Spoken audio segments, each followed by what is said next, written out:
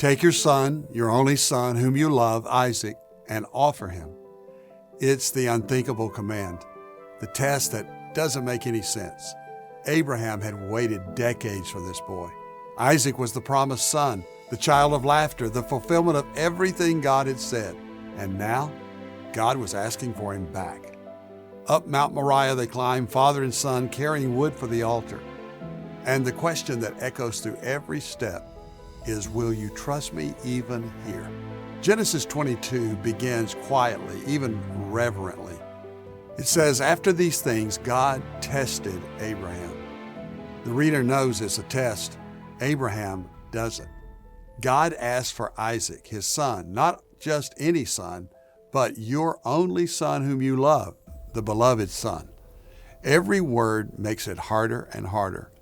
But Abraham, by faith, somehow doesn't argue. He doesn't try to negotiate with God. He simply gets up early the next morning and goes in obedience, in faith. 3 days they travel. Can you imagine those days and those long nights, the questions that Abraham must have felt and wrestled with? But when Isaac asked, where is the lamb? Where is the lamb at the point of sacrifice? Abraham said, God will provide. At the mountain's top, Abraham builds the altar. And then he binds Isaac, and Isaac willingly surrendered. And then Abraham raises the knife to sacrifice his son in obedience to God in this incredible, incredulous command.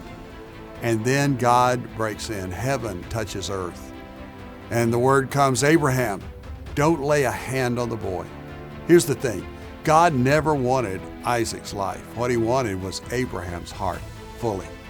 And in that moment, Abraham proved that he loved God more than anything, more than even the gift that God had given him.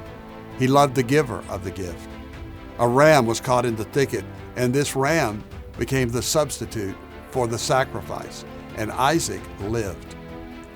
Centuries later, on that same mountain, Mount Moriah, another father would bring his only son. And this time, there would be no substitute because Jesus, the Lamb of God, was the substitute for you, for me, and for all who would believe. He is the substitutionary Lamb of God. That means he takes our place on the cross. Here's what I want you to see as well. God tests us not to tear us down, but to make us stronger in him, to build our faith, to strengthen us, to test our hearts. And when he asks for those things that we may seemingly love more than him, he's inviting us to discover that he is enough. God is enough for every need in our life. And the same God who tested Abraham and provided the substitute, he has provided for you in Jesus. I'm Pastor Jack Graham, and this is Pray.com's Bible in a Year. Visit BibleInAYear.com for more stories that will transform your life.